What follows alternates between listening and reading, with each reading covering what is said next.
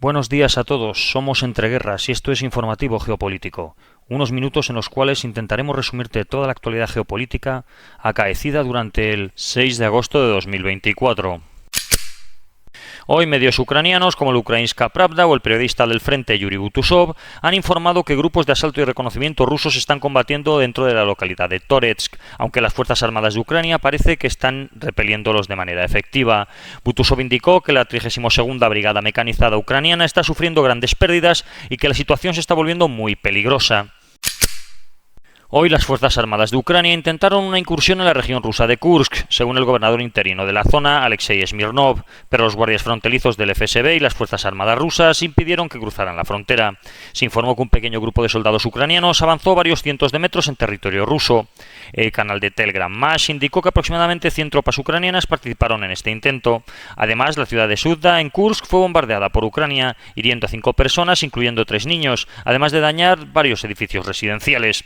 En total, 26 drones ucranianos fueron derribados en la región, uno de los cuales impactó en un coche en Glushkovo, hiriendo a 2 personas. También la localidad rusa de Yasnezori, en Belgorod, fue bombardeada, resultando en una persona muerta y un edificio residencial dañado. Hoy en un artículo de Forbes se habla de que existió una rara oportunidad a principios de este verano para dañar significativamente la infraestructura de bombas rusas Kav. Estas son bombas guiadas por láser de diverso tonelaje diseñadas fundamentalmente para demolición de infraestructuras.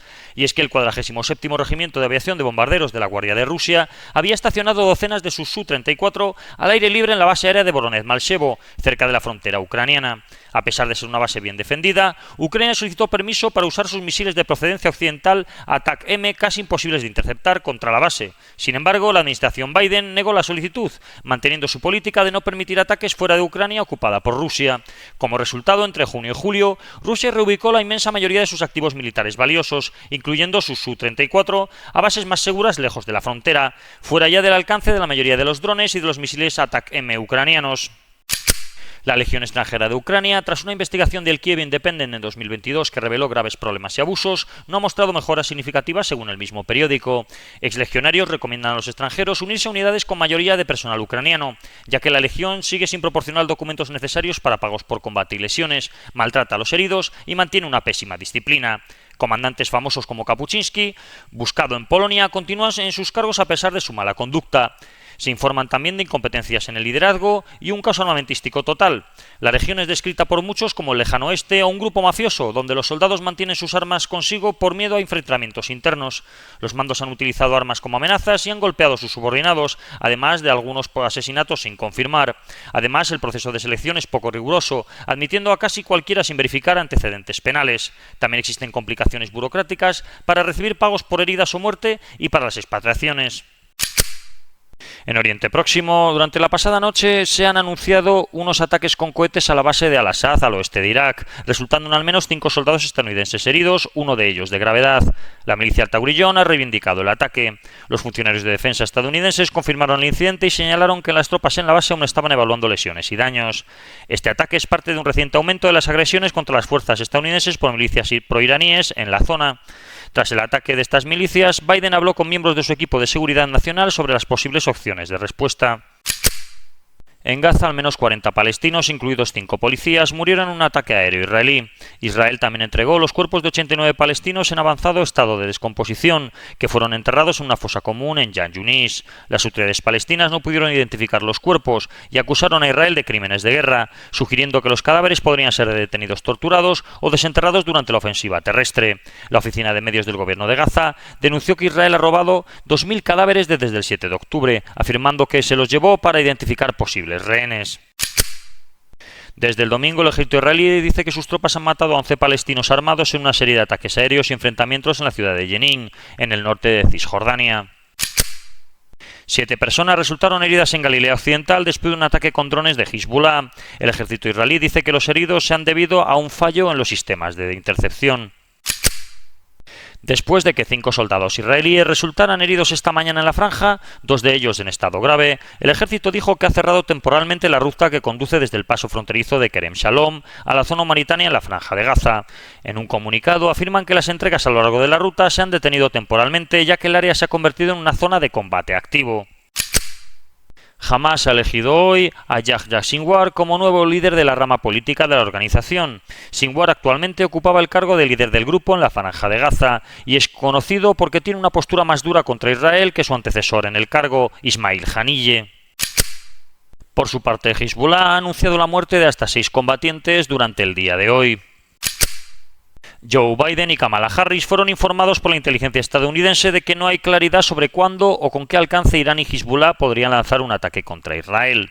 Un funcionario estadounidense comentó que los servicios de inteligencia muestran que tanto Irán como Hezbollah están indecisos y que su respuesta sigue siendo un trabajo en progreso.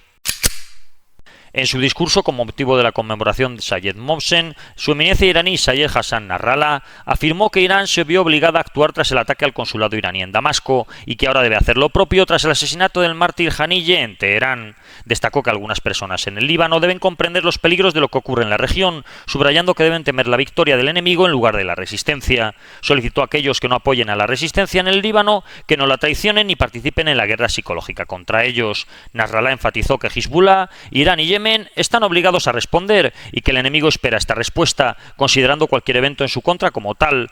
Añadió que actúan con valentía y paciencia y que la espera israelí de una semana es parte del castigo. Finalmente, señaló que en el pasado el enemigo estaba en una postura de vulnerabilidad en la frontera libanesa y hoy la amenaza de Hezbollah e Irán ha puesto a todo Israel en una postura muy precaria.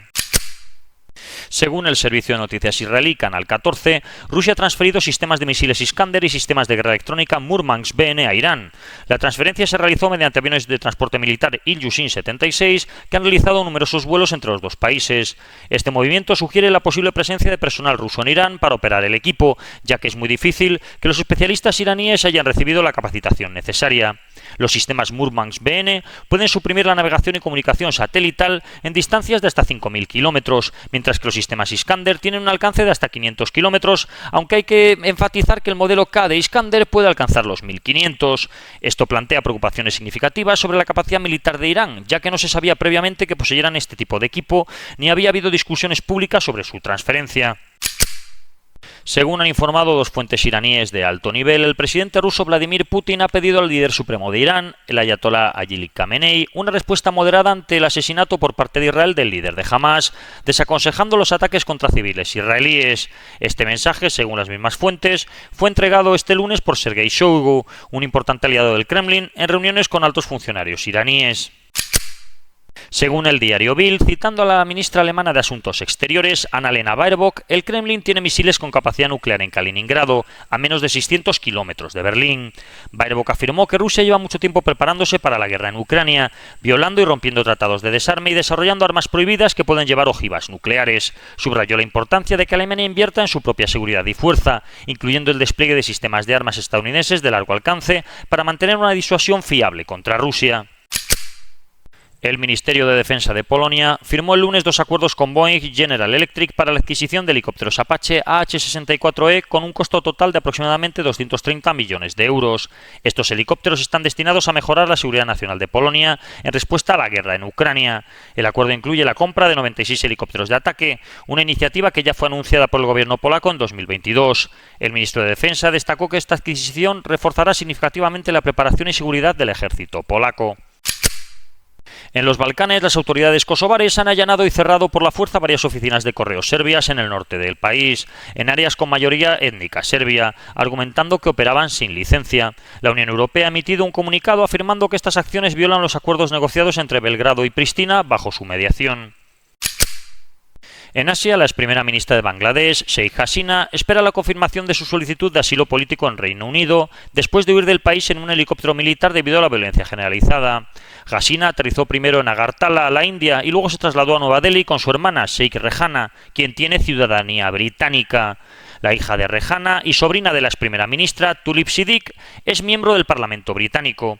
La solicitud de asilo de Hasina está en suspenso mientras el secretario de Asuntos Exteriores británico, David Lammy, ha pedido una investigación de la ONU sobre las protestas y la pérdida de vida en Bangladesh. El régimen militar de Myanmar reconoció el lunes la pérdida de comunicaciones con el cuartel general del Mando Noreste del ejército en Lasio, validando las afirmaciones de los milicianos de haber capturado la base. Esta caída representa el mayor revés del régimen este año, ya que una ofensiva de milicias de grupos étnicos minoritarios ha logrado importantes avances en la guerra civil. Según Morgan Michaels, del Instituto Internacional de Estudios Estratégicos, la pérdida de Laxio es una derrota humillante y compromete seriamente la capacidad del régimen para mantener posiciones estratégicas, incluyendo el cruce fronterizo de Muse con China y la encrucijada de Kiaukme. Esto podría permitir también ataques a Ping-Olwin y Mandalay. Por su parte, el general de la Junta Gobernante, Min Aung Hlaing, acusó a fuerzas étnicas y traidoras de colaborar y difundir propaganda para desmoralizar al pueblo. El martes, la empresa estatal china Shanghai Spacecom Satellite Technology lanzó con éxito 18 satélites en órbita terrestre baja desde el centro de lanzamiento de satélites de Taiyuan, en la provincia de Shanxi, según informó la emisora estatal CCTV. Este lanzamiento forma parte del esfuerzo de China para desarrollar su propia red de satélites, similar a la red Starlink de la firma estadounidense SpaceX. En África, Estados Unidos ha entregado su última base militar en Níger, la base aérea 201 en Agadez, a las autoridades locales, según un comunicado conjunto del Departamento de Defensa de Estados Unidos y el Ministerio de Defensa de Níger. Esta entrega sigue la retirada de las tropas estadounidenses de la base aérea 101 de Niamey. Las tropas estadounidenses tienen hasta el 15 de septiembre para abandonar Níger, bajo un acuerdo firmado con las autoridades nigerinas. Unas 2 docenas de soldados estadounidenses permanecen en Níger para tareas administrativas relacionadas con la retirada, ubicados principalmente en la embajada norteamericana, según la portavoz del Pentágono, Sabrina Singh. Siguiendo la estela de los gobiernos de Mali y Burkina Faso, Níger ha comunicado que rompe sus relaciones diplomáticas con Ucrania con efecto inmediato, acusando a Kiev de apoyar a grupos terroristas en relación a la ya famosa batalla de Tinzahuatén, donde grupos Tuareg y el Daesh o Estado Islámico emboscaron a las fuerzas armadas malienses y mercenarios rusos de Wagner. Y esto ha sido todo por hoy. Si queréis profundizar en las noticias que hemos comentado, leer alguna de ellas o visualizar diferentes vídeos de actualidad, os recordamos que estamos en la aplicación Telegram, con nombre de usuario @entre_guerras. Que tengan un buen día y recuerden el main.